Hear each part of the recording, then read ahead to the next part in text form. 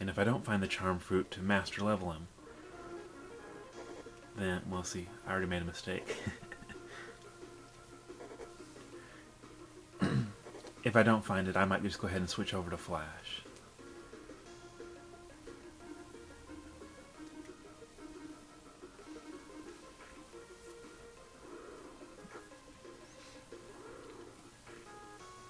That's one of the ways that Ancient Cave defeats you. Sometimes if a run is too easy, then you make mental errors like the one I just made. Here it is, we've got our first treasure room. Usually there's a maximum of 8 treasures, and here we've got 7. And oftentimes what it does is the more chests that are in a room, it sometimes subtracts them from adjoining rooms.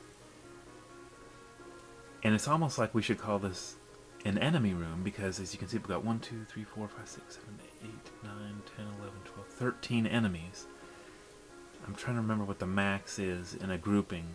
It's maybe 14.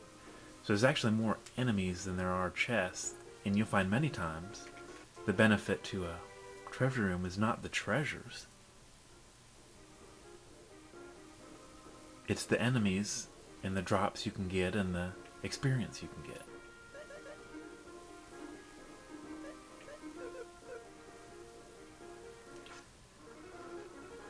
One of the things I like to do is try to open all the chests first, especially this early, because if you can get weapons, you can make the floors go so much faster.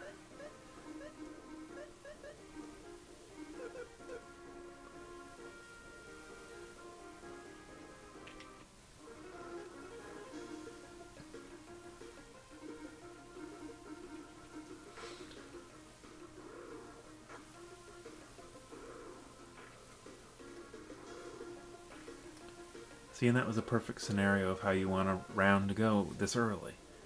It's not like I was going to take any damage, but you're just trying to save time and not take forever.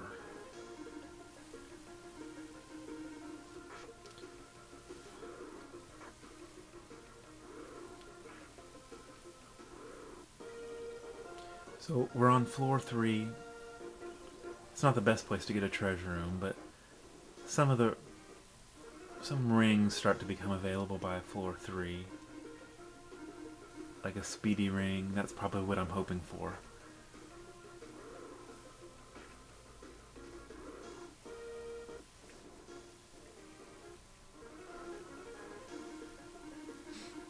Now the best place to get a treasure room is on the 9th floor.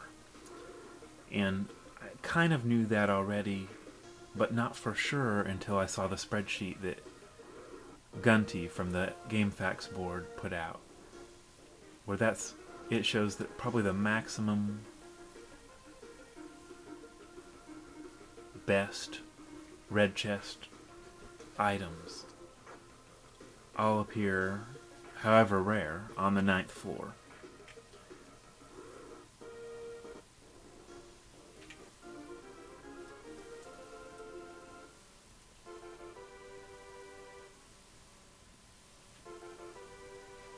Well, it looks like we're going to get pretty much shut out here. I never use dread.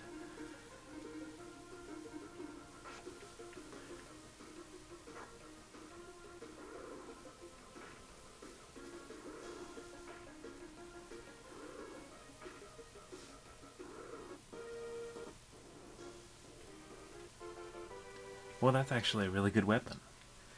And that's a weapon that's actually going to help me all the way through the entire Ancient Cave.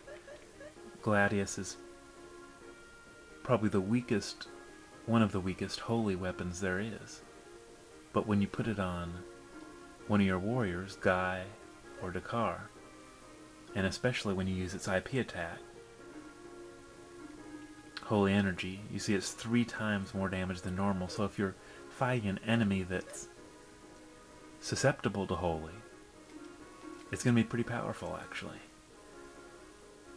And other than the Fry Sword, that's pretty much just about the only holy weapon that the warriors can handle.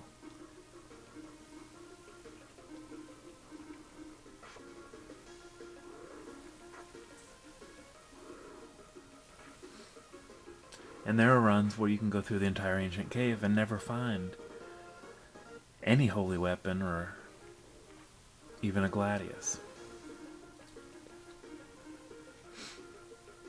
Now here's where we can talk about drops briefly. Drops are determined as you defeat enemies. So if I had a preference between antidotes, which the spider drops, or potions, which the mushroom drops, I would want to kill the enemy first that might drop it, because it's decided at that time if I'm dropped the item.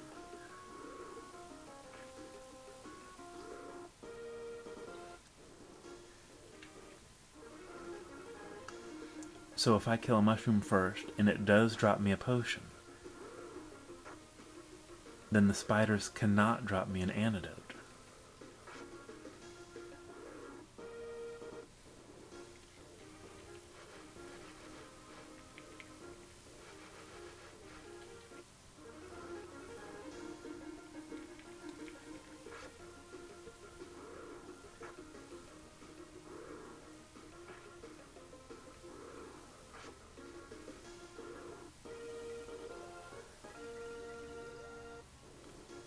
Another thing about having Salon in the back row, usually, early, is that she really doesn't start to get the great gains in her stats until,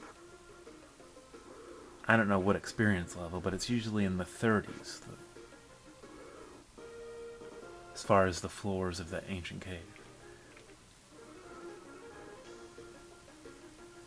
That's when her agility finally starts to pick up, and even her strength.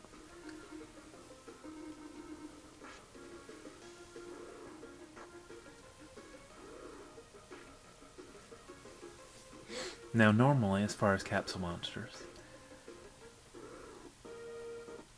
I like to play Zeppy on the first 15 to 20 floors. And that's because I found that Zeppy is actually the most effective early, because he performs fish kick just so often, and even his normal attack packs pretty good punch for this early in the game. But then once I have enough stuff stocked up where I can evolve my capsule monster, I switch right on over to Darby. Darby doesn't seem to usually be very popular.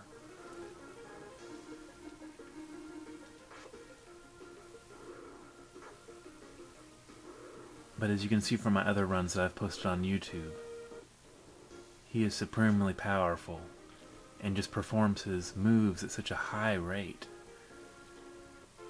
It's almost a surprise sometimes when he doesn't perform one of his special moves. And that's excluding his master form. So usually a form 3 or 4 of Darby is the best.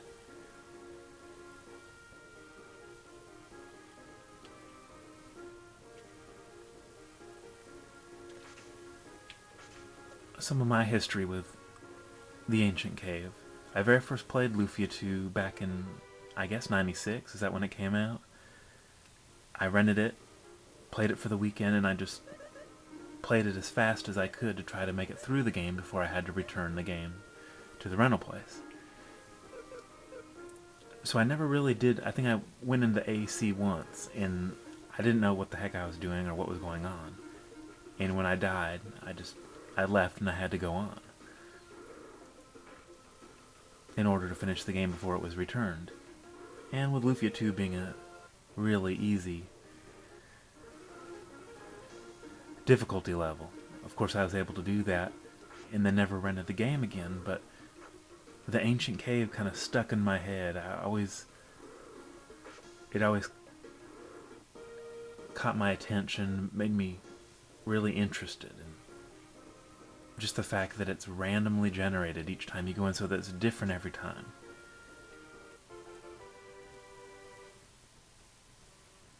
So in the early 2000s, maybe 2000, 2001, something like that, I decided, man, I'm going to get that game.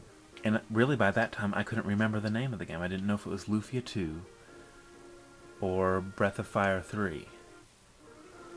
But once I figured it out, I bought the game on eBay.